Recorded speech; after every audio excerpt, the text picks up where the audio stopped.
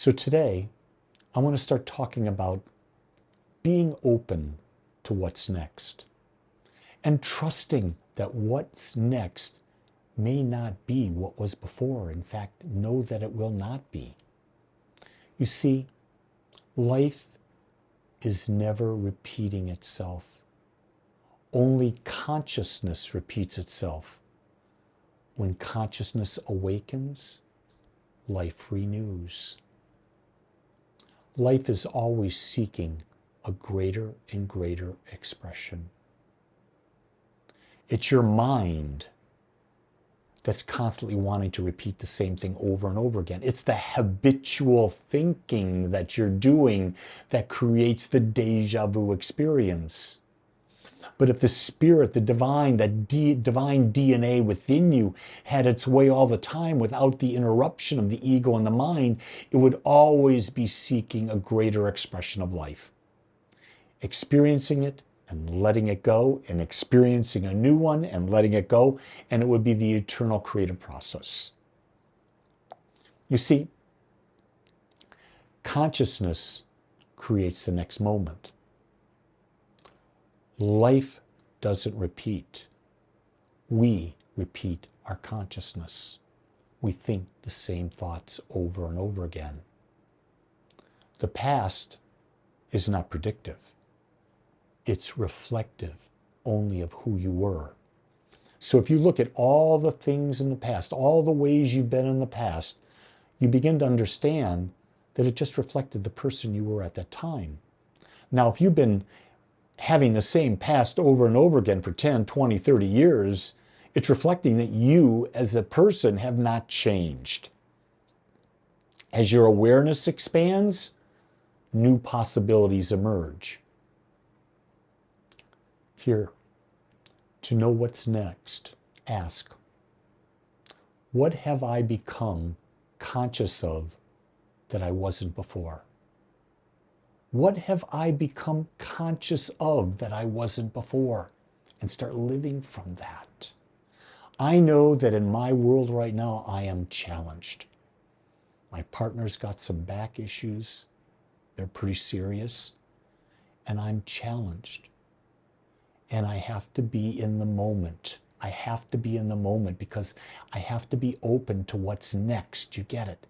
Because if I'm not open to what's next, I'm not going to be able to move forward in supporting my partner. Also, my partner not being able to go, has to be open to the next thing.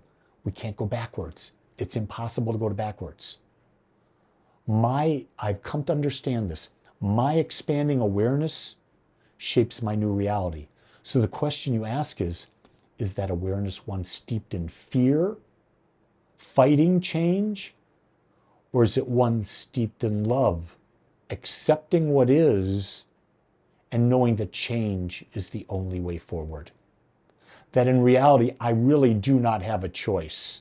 I have to go forward, or the amount of suffering I will experience in my mind, which then could turn into my physical body, will just deepen and deepen and deepen. There's one path, and it's forward. You see, your mind, my mind, everyone's mind seeks safety. Where our soul, that infinite part of us, it seeks expansion. Our human mind clings to patterns, even painful ones. You ever notice that you've got a pattern of thinking or a person you're with or events you do and they're always painful, but you keep doing them over and over again because you do? Here's a simple one. A pattern. You go into a restaurant, they give you something and they put on what? A side of fries. I ordered a beautiful, beautiful veggie burger. And they brought fries. Because fries come with burgers, right? I eat the fries. I immediately get sick because I don't eat deep fried things. But it's a pattern. My mind was clinging to it, and it was a painful pattern. I'm finally at a point where I don't order fries anymore. The other day I was at a restaurant, someone had fries, and they said, "You want a few?" And I said, "Ooh," and I said, "No," because I don't want to feel the pain of eating the fries. See, while the mind clings to patterns, the soul craves evolution, not repetition. The soul is always seeking to experience more of life, more of itself. But in order to evolve, we must become open. And openness requires surrender. The willingness to be surprised by grace, be surprised by life, be surprised by the creative force and the intelligence. See, when you're open, you surrender to what is unknown that will be coming forth. And that scares the heck out of a lot of people. Fear says, stay the same. Don't change. We're comfortable here. Even though it's painful, we're comfortable here. Faith says, grow anyway. Grow anyway. It's the only path. And in my life, it seems to be true. I test it over and over again. And remember, I don't ask you to believe anything I say. You have to test it for yourself and see if it works for you. But if things are not working for you, you can't do something. You got to do something different. I got that on last Sunday. My wife is in extreme pain, level 9, level 10. We were doing what we've been doing to help. And my son Stephen looked at me and said, Dad, you know, if this were me, I'd be doing something different. I processed that. The next day I called up my friend, who's a surgeon, doctor. And I said, this is what's going on. And he says, are you open to new ideas? I said, yes, I am. And he gave me ideas. Then I brought Gene into the loop. He asked the same question. We've got a whole process now unfolding that's new, that's different. You got to grow. You don't want to stay in pain. In her case, physical pain. It could be your case, mental suffering. Here's the thing. Here's a great affirmation. I release the need to know, and I trust the unfolding of life. Why is it? We're so fearful. We don't trust that life's going to unfold. Life's going to unfold exactly who we are. So the more we become more conscious, more aware, more focused, life's going to unfold perfectly for us. You see, what's next can't be known by the mind. The mind only knows what's happened in the past. The next stage of our life, of growth, it can't be mapped by old thinking. Old thinking is just going to give you old ways, so it can't be the next stage. Confusion is often the sign that consciousness is expanding. Why? Because you don't know it. You're in the unknown, and that's where confusion happens, in the unknown. And that's okay to be confused, because when you're confused, you can ask good questions. If you ask good questions, you'll get new answers. You get new answers, you'll find new ways of being. You find new ways of being, you're going to create a whole new life. Isn't that what we want? And sometimes we have to stop all our thinking, and we have to be still. Because what I'm learning every day is that silence reveals the deeper knowing that the mind can't grasp. It's in the silence that my new ideas come. It's not in my analytical process. In other words, the idea here is stop predicting and start perceiving. Perceiving the new. Not predicting it, perceiving the new. Good affirmation for this is, I listen in stillness and feel the call of what's emerging. Really feel that. I listen in stillness, in nothingness, and I feel the call of the grand emerging within me. You see,